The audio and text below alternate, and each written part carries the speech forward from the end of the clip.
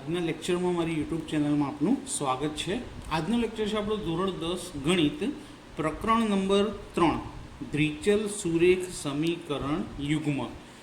યુગ્મનો મતલબ થાય છે જોડી અને દ્વિચલ એનો મતલબ થાય છે કે બે ચલ આવશે એક્સ અને વાય।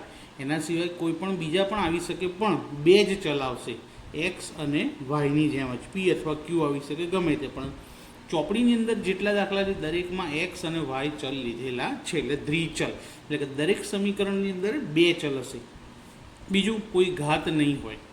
અને યુગ્મ એટલે કે જોડીમાં આપેલા હોય બે સમીકરણ આપ્યા હોય તો જ એનો ઉકેલ શોધી શકાય નહીં તો શોધી શકાશે નહીં।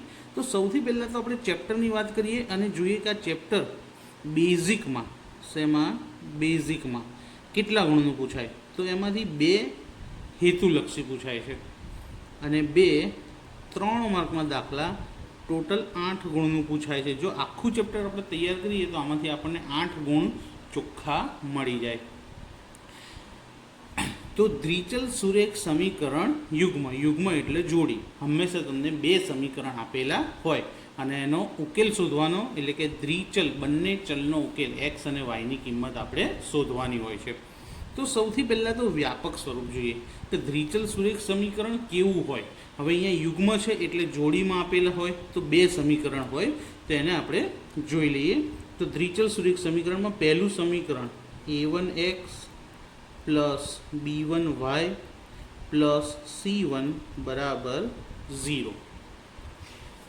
આ જ રીતે બીજું સમીકરણ જેને આપણે 2 નંબર આપીશું a2x plus b2y plus c2 બરાબર 0। a1 અને a2 એ શું કહેવાશે એક્સના સહગુણક, b1 અને b2 શું કહેવાશે વાયના સહગુણક અને c1 અને c2 એ અચળ સંખ્યાઓ કહી શકાય કે એની સાથે કોઈ ચલ હોતો નથી, બરાબર। એની સાથે કોઈ ચલ આપવામાં આવેલો હોતો નથી માટે એને આપણે અચળ સંખ્યા કહીએ છીએ। તો હવે આપણે આગળ જોઈએ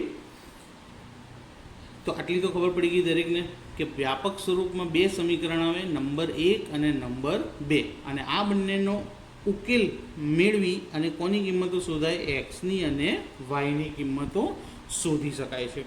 તો હવે આગળ વધીએ કે સમીકરણ યુગ્મનો ઉકેલ શોધવાની રીતો। તો સૌથી પહેલી રીત જે ચોપડીમાં આપી છે આલેખની રીત। સૌથી પહેલી રીત કઈ આપી છે આપણને આલેખની રીત। હવે આલેખની રીત મિત્રો બોર્ડની અંદર પૂછાતી નથી પરંતુ હેતુલક્ષીમાં પૂછાય છે એટલે એની આલેખની રીત નહીં કરીએ પણ એના અમુક દાખલા જે હેતુલક્ષી તરીકે પૂછાય છે તે જોઈશું આપણે। તો આના આલેખ દોરવાના આવશે નહીં। બીજી રીત આવે છે આદેશની રીત, આદેશની રીત અને ત્રીજા નંબરની રીત છે લોપની રીત।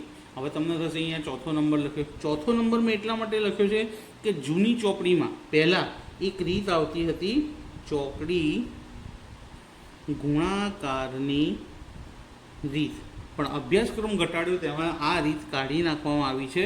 પણ આપણને એટલું યાદ હોવું જોઈએ કે સમીકરણ યુગ્મનો ઉકેલ શોધવા માટેની 4 રીતો હતી આલેખની રીત, આદેશની રીત, લોપની રીત અને ચોકડી ગુણાકારની રીત, જેમાંથી ચોકડી ગુણાકારની રીત હાલ અભ્યાસક્રમમાંથી દૂર કરી દેવામાં આવી છે એટલે આપણે એ શીખવાની નથી અને આલેખ પરીક્ષામાં પૂછાતો નથી એટલે આલેખની રીતે પણ આપણે ઉકેલ શોધવાનો આવશે નહીં। તો આપણા માટે સૌથી મોસ્ટ આઈએમપી રીતો કઈ ગણાશે આદેશની અને લોપની। આ બંને રીત આપણા માટે કેવી કહેવાશે મોસ્ટ આઈએમપી રીત, કારણ કે આ બંને રીતનો ઉપયોગ કરીને જ આપણે સુરેખ સમીકરણ યુગ્મનો ઉકેલ એટલે કે એક્સની અને વાયની કિંમતો શોધવાની છે। હવે આગળ વધીએ કે સમીકરણ યુગ્મ। હવે સમીકરણ યુગ્મ સુસંગત ક્યારે કહેવામાં આવે છે તો એનો પણ આન્સર કે સમીકરણ યુગ્મ એટલે કે બે સમીકરણ આપ્યા હોય એ બંને સમીકરણ સુસંગત ક્યારે કહેવાશે તો જે દ્વિચલ સુરેખ સમીકરણ યુગ્મને આપણે ઉકેલ શોધી શકીએ, આપણે એનો ઉકેલ શોધી શકતા હોઈએ તો તેવા સમીકરણ યુગ્મને કેવા સમીકરણ યુગ્મ કહેવામાં આવે છે સુસંગત સમીકરણ યુગ્મ કહેવામાં આવે છે। એટલે કે જે દ્વિચલ સમીકરણ યુગ્મને ઉકેલ હોય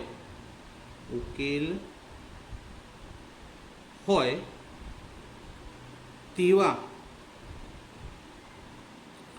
સમીકરણ યુગ્મને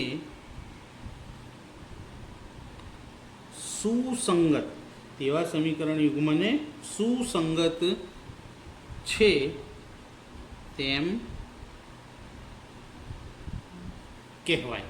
તો જે દ્વિચલ સમીકરણનો ઉકેલ હોય એટલે કે ઉકેલ મળતો હોય તેવા સમીકરણ યુગ્મને સુસંગત છે તેમ કહેવામાં આવે છે. અને જો તેનો ઉકેલ ન હોય કે જો તેનો ઉકેલ મળતો હોય નહીં તો તેવા સમીકરણ યુગ્મને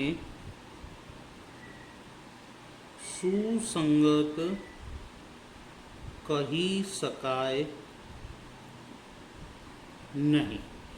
જેનો ઉકેલ મળતો હોય તે સુસંગત છે તેમ કહેવાય, અને જેનો ઉકેલ મળતો નથી, એક પણ ઉકેલ મળતો નથી, તો તેવા સમીકરણ યુગ્મને સુસંગત કહી શકાય નહીં. તો આ વસ્તુ ખાસ યાદ રાખવાની, હેતુલક્ષી માટે ખૂબ જ જરૂરી છે. હવે અહીંયા આગળ એવું કહેવામાં આવે છે કે હેતુલક્ષી માટે આ કોષ્ટક આવડવું ખૂબ જરૂરી છે. હેતુલક્ષી અને નાના દાખલા માટે કદાચ પહેલી કસોટીમાં, બીજી કસોટીમાં, સ્કૂલની અંદર બ્લુપ્રિન્ટ મુજબ, બીજીમાં તો નહીં પણ પહેલી કસોટીમાં 2 માર્કનો દાખલો તમને પૂછે તો નાના દાખલા માટે આ કોષ્ટક આઈએમપી છે.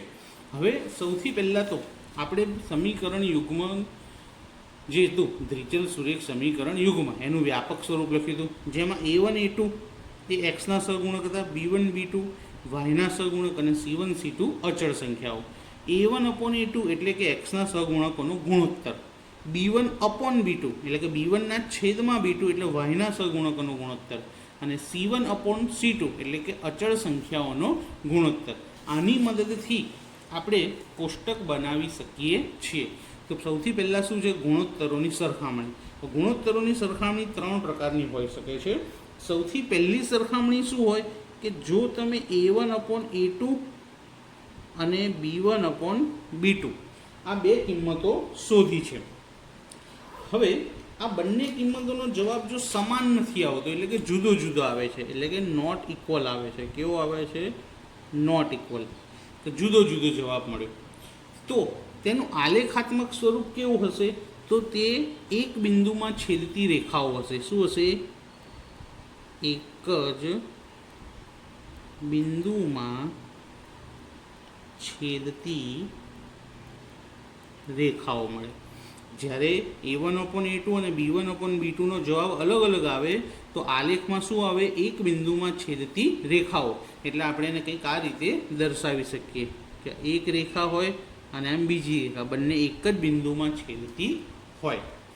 રેખા દર્શાવી છે એવું ના સમજી લેતા કે ખોટું પાડો એટલે બધી બાજુ એરો કરી દો. બરાબર? આ બંને રેખા એક જ બિંદુમાં વચ્ચે છેદે છે. બેઝિક સ્વરૂપ. તો દાખલાનો ઉકેલ શોધીએ ત્યારે A1/A2 નોટ ઇક્વલ B1/B2 આવે તો શું આવે કે એક અને માત્ર એક જ ઉકેલ મળે. ગણતરી કરીને શોધીએ આપણે, આદેશની રીતે શોધીએ અથવા તો લોપની રીતે શોધીએ તો સમીકરણ યુગ્મને એક અને માત્ર એક જ ઉકેલ મળશે, એટલે કે એક્સનો પણ એક ઉકેલ અને વાયનો પણ એક ઉકેલ. અને જો આલેખની રીતે શોધીએ તો એક જ બિંદુમાં છેદતી 2 રેખા મળે, કારણ કે આપણી પાસે કેટલા સમીકરણ હોય છે? 2. એટલા માટે રેખા પણ કેટલી મળે? 2. હવે નંબર 2 જોઈએ. નંબર 2ની અંદર A1/A2 B1/B2 C1/C2 જો આ ત્રણેયનો જવાબ એક જ સરખો આવે એટલે કે ઇક્વલ આવે, બધાનો એટલે કે 3 ગુણોત્તરનો જવાબ જો સરખો આવે છે તો અહીં આગળ આલેખાત્મક સ્વરૂપ કેવું આવશે? તો સંપાતી રેખાઓ. કેવી રેખાઓ આવશે? સંપાતી રેખાઓ. સંપાતી રેખાઓનો મતલબ શું થાય કે આપણને એક જ રેખા મળશે. બંને સમીકરણના બધા બિંદુઓ એક જ રેખા ઉપર આવી જશે, બીજી રેખા મળશે નહીં. તો તો એને શું કહેવામાં આવે છે? સંપાતી રેખાઓ કહેવામાં આવે. અને જ્યારે સંપાતી રેખા હોય ત્યારે બેઝિક સ્વરૂપમાં અનંત ઉકેલ મળે સમીકરણને. કેવો ઉકેલ મળે છે? અનંત. અનંત એટલે ઢગલા બંધ ઉકેલ મળે કે જે આપણે ગણી શકતા નથી કે કેટલા ઉકેલ પ્રાપ્ત થયા.